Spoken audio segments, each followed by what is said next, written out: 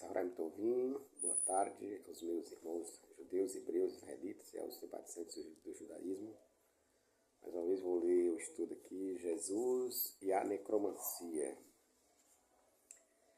Necromancia, do grego clássico, necros, morte, e magia, oráculo ou adivinhação. Trata-se de uma prática de magia envolvendo a suposta arte de comunicação com os mortos, quer por evocação de seus espíritos, como aparições, visões, ou supostamente fazendo-os subir ao mundo dos vivos com a finalidade de adivinhação, de transmitir os meios para prever eventos futuros. Descobrir conhecimento oculto para trazer alguém de volta dos mortos.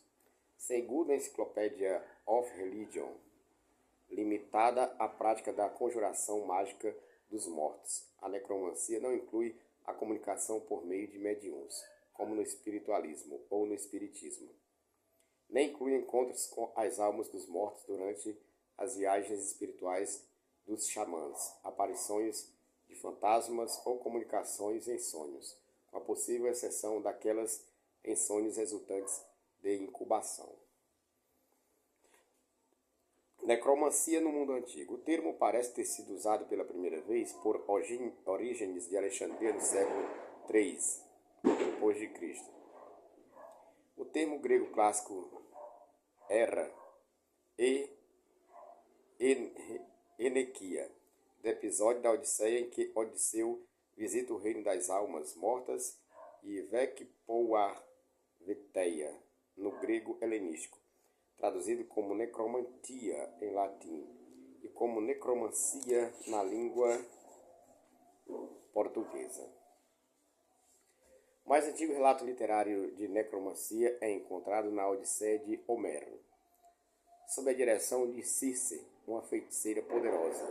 Odisseu viaja para o submundo, Catábase, a fim de obter informações sobre sua iminente viagem para casa, levando os espíritos dos mortos com o uso de feitiços que Circe lhe ensinou. Ele deseja invocar e questionar a sombra de Tiresias em particular. No entanto, ele é incapaz de convocar o espírito do vidente sem a ajuda de outros.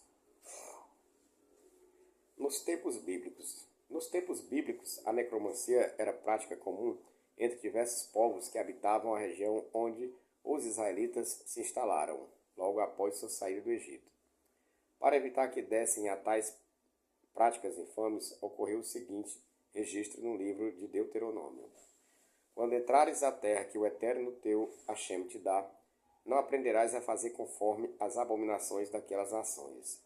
Não se achará entre vós quem faça seu filho ou sua filha passar pelo fogo, ou que use adivinhação, ou um observador dos tempos, ou um feiticeiro, ou uma bruxa, ou um encantador, ou um consultor com espíritos familiares, ou um mago, ou um necromante. Pois todos os que fazem essas coisas são abominação ao Eterno. E por causa dessas abominações, o Eterno teu Hashem os expulsa de diante de ti. Deuteronômio 18, versículos 9 ao 12. Os israelitas possivelmente tomaram contato com a prática por meio dos persas e a exercitaram extensivamente, de modo que a Escritura repetidamente a proíbe. Levítico 19, 31, 20, versículo 6 ao 27, Deuteronômio 28, versículo 11, etc. Havia 3 classes de necromantes: Og, Id, Oni e Doresh el-Hametim, invocador de mortos. Disse que Ov denota o espírito adivinho, neste sentido, já registrado em Joséfo, Antiguidades VI 4:2. A Septuaginta geralmente traduz a palavra por egastrímitos, ventríloco, derivando esse significado do tom de voz adotado pelo necromante. Nos tempos talmúdicos, apesar das rígidas restrições quanto à necromancia em Israel, mesmo em tempos pós-bíblicos, os necromantes persistiram em praticar sua arte oculta. Os mestres do Talmud chamam esses magos de aqueles que desenterram os mortos, BB 58a, e aqueles que predizem por meio dos ossos dos mortos. Um erudito babilônico declarou que a arte e a linguagem da osteomancia era engano e falsidade, BER 59a. Em geral, porém, não se duvidava da veracidade do espírito, pois até o fantasma de Samuel havia sido evocado, segundo 1 Samuel 28. Veja, Shabi 152b. Considerava-se como regra que se o necromante visse o fantasma que ele evocasse, o consulente ouviria a voz. Mas, se ao contrário, o consulente visse a aparição, o necromante ouviria apenas a sua voz. Ouvir e ver ao mesmo tempo era impossível. Sanhedrin 65. Quando, segundo uma lenda talmúdica, Onkelos Parcalônicos, sobrinho do imperador Tito, considerando a possibilidade de conversão ao judaísmo, teria evocado os espíritos de Tito, Balaão e Yeshu, sucessivamente, pedindo-lhes conselhos. Os dois primeiros o dissuadiram, enquanto Yeshu o aconselhou a realizar sua intenção. Git 56b e 57b. E Jesus? O que tem ele a ver com a necromancia? Por todo o texto do BNT, Jesus é alguém profundamente envolvido com o tema da morte. A sua própria é mencionada dezenas de vezes, e devido à doutrina posterior da remissão dos pecados por meio dela, passamos a perceber que esse tema é abordado pelo próprio Jesus quando ele cria um ritual em sua última ceia de Páscoa. Este ritual está intimamente relacionado à morte, e os elementos presentes na liturgia lembrariam o seu corpo e o seu sangue. Já observamos em outro estudo que esta prática lembra muito os mistérios de Dionísio, onde simbolicamente comia-se a carne e bebia-se o sangue daquela divindade pagã.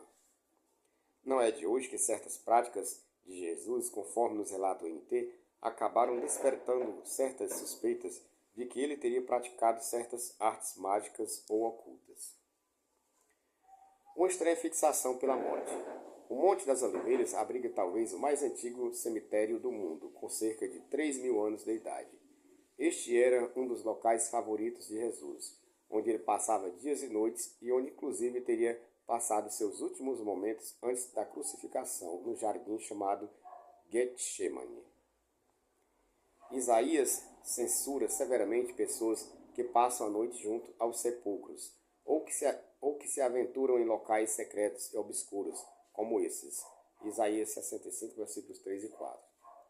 Como vimos, uma das doutrinas cardeais de Jesus fala sobre os supostos atributos e benefícios de sua morte. Da mesma forma, o próprio seguidor de Jesus simbolicamente morre com ele, por meio do batismo, ressurgindo também com ele, segundo a crença, para uma nova vida.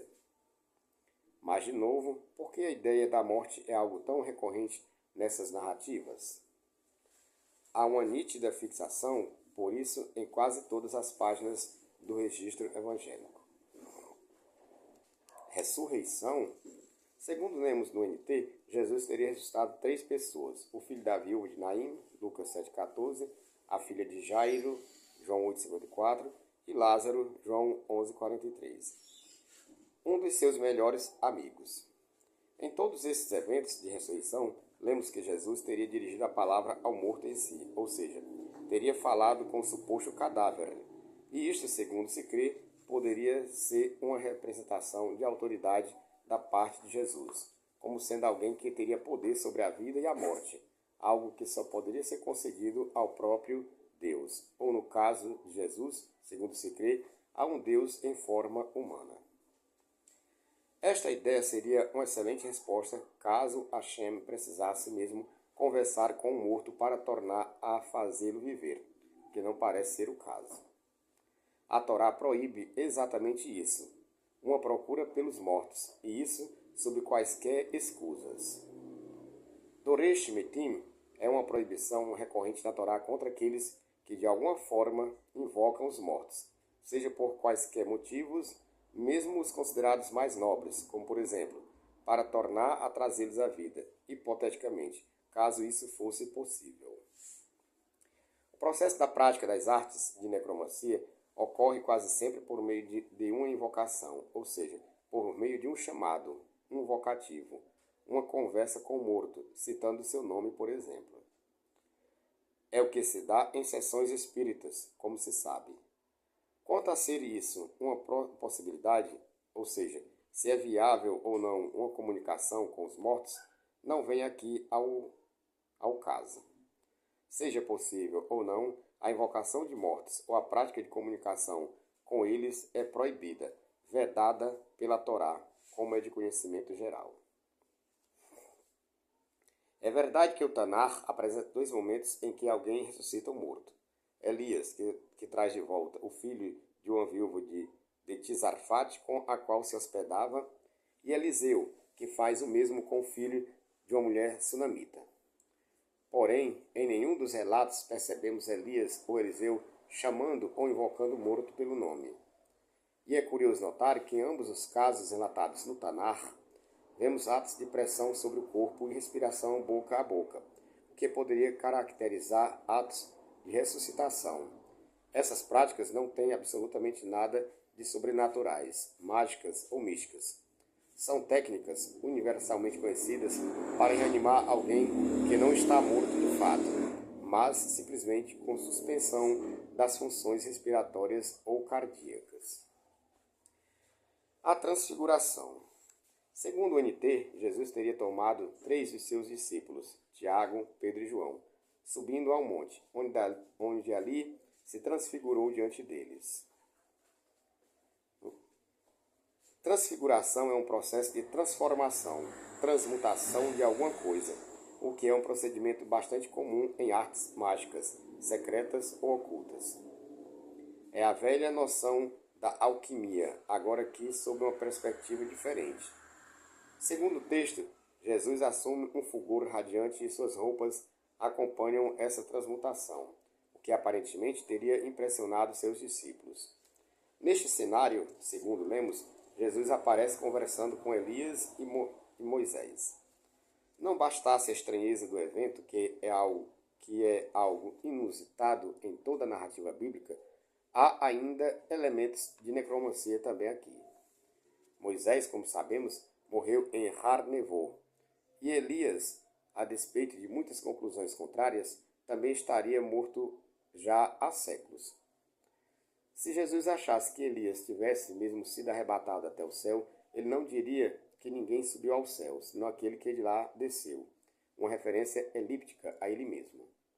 Moisés também, pelo menos no que diz respeito ao NT, não poderia ter ressuscitado ainda, pois, segundo se lê no próprio NT, Jesus seria o Protocus Ton Necron, o primeiro entre os mortos ressuscitados para a eternidade.